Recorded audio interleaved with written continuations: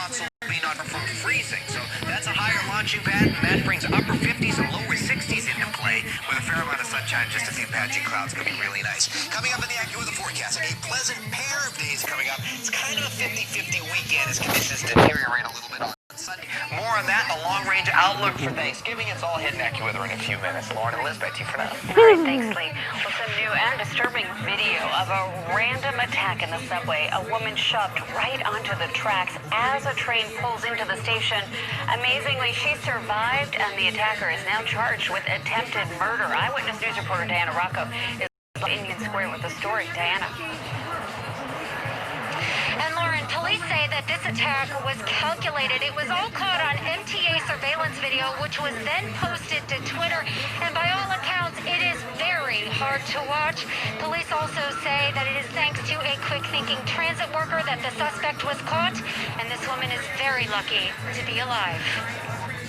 Disturbing and graphic video posted to Twitter shows a woman being pushed onto the tracks in front of an incoming 5 train. Police now say this 24-year-old suspect is the man in the video.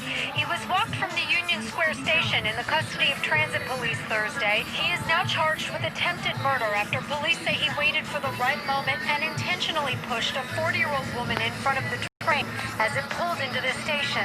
The whole incident was captured on video.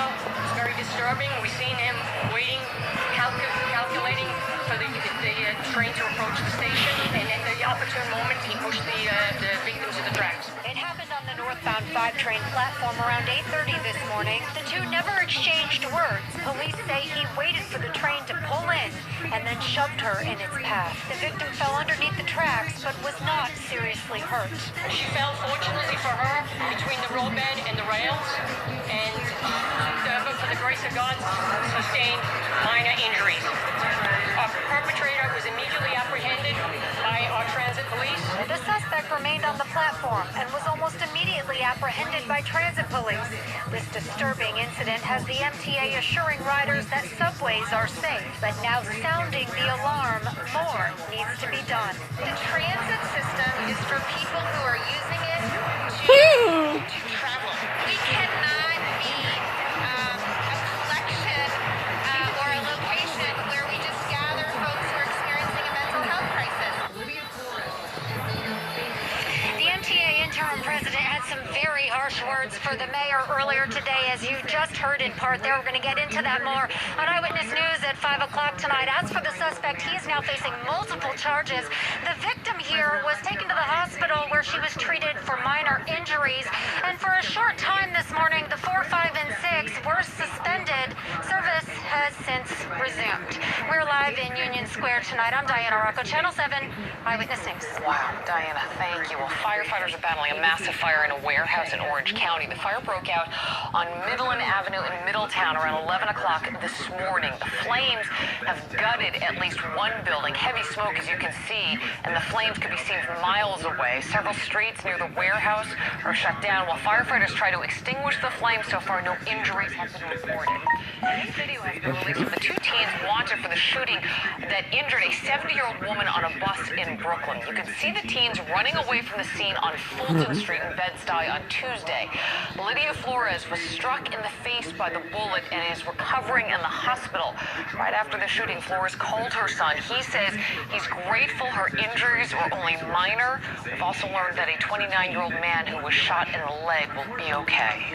President-elect Joe Biden today meeting virtually with a bipartisan group of governors. Mr. Biden is discussing the critical steps needed to help states deal with the coronavirus pandemic. Mr. Biden is moving ahead with his transition plan despite not receiving the key resources and access to the current administration. ABC's Alex Perche has more from Washington. President-elect Biden listening to a bipartisan group of governors today on how best to help states combat the coronavirus pandemic. U.S. deaths have now passed 250,000, with infections in the country topping 11 million. Now, with hopes of a vaccine arriving as soon as next month, many states say the challenge is finding the money to quickly distribute it. So far, the Trump administration is preventing the Biden transition team from accessing crucial government coronavirus data. I mean this from the bottom of my heart. I don't see this as a red state issue or a blue state issue. I see this, all this together.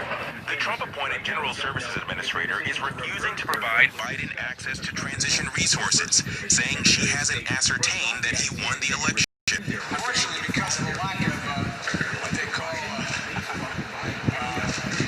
discernment,